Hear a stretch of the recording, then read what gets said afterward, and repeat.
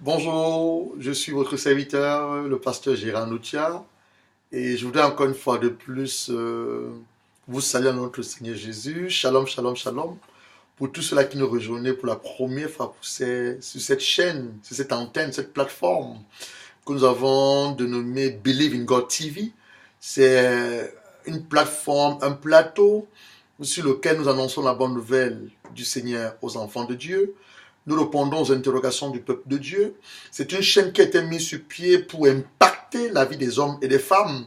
Une chaîne qui a été mise sur pied pour restaurer la vie des hommes et des femmes. Une chaîne qui a été mise sur pied pour évangéliser. Une chaîne qui a été mise sur pied surtout pour éclairer au travers de la lumière des Saintes Écritures. Et cet après-midi, nous avons la joie et l'honneur de vous convier à cette nouvelle série que nous avons intitulée « Mon identité en Christ par l'œuvre de la croix ». Je voudrais que tu me fasses une faveur, mon frère et ma soeur. Mon bien-aimé en le Seigneur, appelle un frère, appelle une soeur. Dis-lui que l'homme de Dieu, le serviteur, le pasteur Gérard est bien sur le plateau et qu'il t'attend. Sans plus tarder, nous allons prier pour commencer. Éternel, je te confie ces âmes, ces hommes et ces femmes qui me regardent à l'heure actuelle. Je prie enfin que ta grâce et surtout la compréhension des Saintes Écritures soient le partage. Je prie enfin que moi, je décroisse et que tu croisses en moi et que tu parles à ce peuple. Qu'une femme et un homme qui est fatigué, chargé, ait la délivrance. Une vie soit restaurée. Une vie soit impactée. Une personne qui est malade depuis des années soit totalement guérie au travers de la puissance de ta parole. Saint-Esprit, je diminue et que toi tu croisses en moi et tu parles à ce peuple. Dans le nom du Seigneur Jésus. Comme je le disais tantôt, nous sommes à la joie de vous retrouver. Shalom, shalom. Et nous voulons commencer cette série d'enseignements qui parle de ton identité. Alors lorsqu'on parle de l'identité d'une personne, on fait allusion à quoi? J'ai ici devant moi un passeport canadien. Je vais peut-être pas nous donner le nom de la personne qui s'y trouve. La personne peut-être peut se référer à ce passeport. Je vous présente, c'est un passeport. Peut se référer à ce passeport comme sa pièce d'identité. Parce que lorsqu'on dit on doit t'identifier, on fait soit allusion à ton passeport, soit allusion à ta carte d'identité nationale, soit allusion à ton permis de conduire. Et nous avons pour thème mon identité. Alors, comme je dis, cette chaîne est là pour nous éclairer. Alors, si je veux lire les détails filières de la personne, on va nous donner le nom de la personne, on va nous donner la taille de la personne, on va nous donner la nationalité de la personne, son jour de naissance et le jour où ce passeport a été délivré. Ça, c'est ce qui concerne la personne de manière physique. Ça, c'est son passeport. Maintenant, je vais lire une portion d'écriture qui va nous permettre d'entrer dans le vif du sujet. Ouvrons notre Bible dans le livre de 2 Corinthiens 5, verset 17. La Bible dit ceci. Si quelqu'un est en Christ, il est une nouvelle créature. Les choses anciennes sont passées, toutes choses sont devenues nouvelles. Je reprends la lecture. Si quelqu'un est en Christ, il est une nouvelle créature. Dans notre version, on parle, il est une nouvelle création. Ou encore, un homme nouveau est sur la place. Les choses anciennes sont passées et toutes choses sont devenues nouvelles. Bienvenue au Seigneur, chers frères en Christ. Comme je le disais tantôt, nous sommes en train de parler de notre identité. J'ai pris un passeport canadien pour illustrer ce que c'est que l'identité. Dans le monde circulaire, pour t'identifier, on va te demander ta pièce d'identité. On va demander soit ton passeport, ton permis de conduire ou ta carte d'identité. Mais je suis en train de parler ici du royaume des cieux, qui n'a rien à voir avec le royaume de la terre, qui n'a rien à voir avec le gouvernement humain, mais qui a à voir avec le gouvernement céleste. Et nous parlons de notre identité en Christ. Et dit que lorsqu'on parle d'une identité, on fait allusion à des détails. J'ai lu tout à l'heure les détails de cette personne, même si je n'ai pas prononcé son nom. On fait allusion à des détails. Nous venons de lire une portion d'écriture qui nous dit, j'aime cette portion d'écriture, j'aime la parole de Dieu, qui nous dit une chose, si nous sommes en Christ, nous sommes une nouvelle créature, dans ma version. Dans notre version, on dit, tu es devenu une nouvelle création.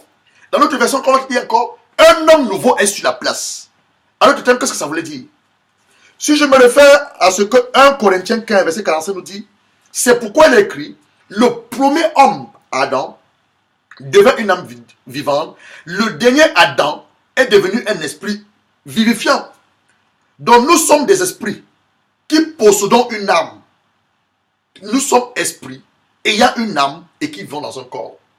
Le corps du pasteur Gérard que tu vois à l'heure actuelle, la personne de Gérard que tu vois à l'heure actuelle, ça c'est mon corps charnel, mon enveloppe. L'apôtre Paul encore l'appelle ma tente d'habitation.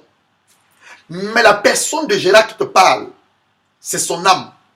Et la Bible me dit, le jour où Gérard a donné sa vie au Seigneur Jésus, le jour où Gérard a confessé Jésus, cette identité par le passeport a totalement disparu. Mais le Gérard est devenu une nouvelle création. C'est la bonne nouvelle que je vais t'annoncer ce soir.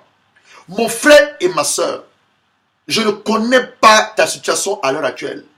Je ne sais pas, pasteur, d'avoir confessé le Seigneur Jésus comme ton Seigneur personnel. C'est une bonne opportunité pour toi de rentrer dans la grande famille royale, la grande famille céleste, de rentrer dans cette famille des élus, dans cette famille de sacerdotes royaux, dans cette famille de peuple de Dieu.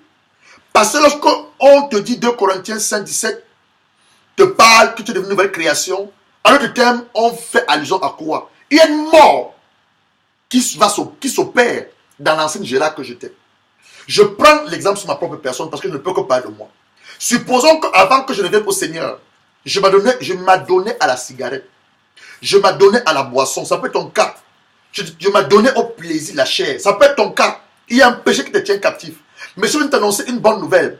La Bible me donne l'autorisation et me dit de te dire, lorsque tu acceptes Jésus comme ton Seigneur et Sauveur personnel, tes péchés te sont pardonnés. Tes péchés passés, tes péchés présents et tes péchés futurs. Tu vois, par exemple, laquelle la Bible dit, tu deviens une nouvelle créature. Tu deviens une nouvelle personne. Les choses anciennes, la maladie qui te tenait captif, normalement, doit disparaître. Le péché qui te tenait captif, normalement, tu es au-dessus de péché. Parce qu'il y a un record. Colossiens 2, verset 14-15 va me dire ceci. L'acte dont les ordonnances te condamnaient. Condamné selon qui? Selon l'ancienne personne. Selon l'ancien Chantal. Selon l'ancien Jérôme. Selon l'ancien Gaspard. Va être effacé à la croix par Jésus. Et le nouveau Gaspard, la nouvelle Chantal, le nouveau Célestin est sur la place. Un homme nouveau. J'aime cela. Un homme nouveau dit avec moi, je suis un être recréé à l'image de Christ. Je suis une nouvelle création. Je suis une nouvelle créature. Le diable n'a pas le pouvoir sur ma vie. Les choses avec lesquelles il me réclamait hier, ces choses ont été effacées par l'œuvre de la croix. Ces choses, Jésus les a prises à la croix. Ces choses, par l'œuvre sacrificielle de Jésus à la croix, sont tombées. Je suis une nouvelle créature. L'ancien Chantal est décédé. L'ancien Gaspard est mort. L'ancien Célestin est mort. C'est un nouveau Célestin, un nouveau Gaspard qui est sur la place. C'est ce que la Bible me dit. C'est donc quoi ton identité en Christ? Quand on parle de son identité en Christ, nous nous référons à 2 éléments. La Bible nous dit que Abraham est notre père de la foi. Parce que nous avons été conçus de manière charnelle. Nous avons été conçus de manière charnelle. Adam et Ève, qui ont été créés par la poussière de la terre. Dieu, dans Genèse 2, verset 7, nous dit, il va souffler dans les narines, il va devenir des êtres, une âme vivante. Alors nous devenons fils d'Abraham par la foi. Vous allez retrouver ça dans Galates 3, verset 22 à 29. Romains 8, verset 16 à 17. Et nous devenons maintenant fils de Dieu par la foi en Jésus-Christ. Parce que vous devez savoir une chose. Jésus, comme je disais encore à un homme il y a 2 semaines, il me posait la question de savoir, pasteur, donne-moi la différence entre Adam et Ève et Jésus. Je lui disais, c'est mon frère. Peut-être tu ne le sais pas. Peut-être tu lis les Écritures, tu ne comprends pas. Adam et Ève ont été créés, mais manifestés sur la terre terrestre par Dieu lui-même, après avoir été formé la poussière. La poussière. C'est la raison pour laquelle quand une personne meurt, on dit que quoi? Son âme retourne au Père. Et le corps de la personne, on l'enterre. Mais Jésus, lui, a été conçu par le Saint-Esprit. Quand vous lisez Luc 1, la parole dit que l'ange Gabriel va être envoyé vers une vierge. La Vierge Marie en l'occurrence. La Bible nous dit ceci. Là, on va lui dire, tu as trouvé grâce. Une grâce t'a été faite.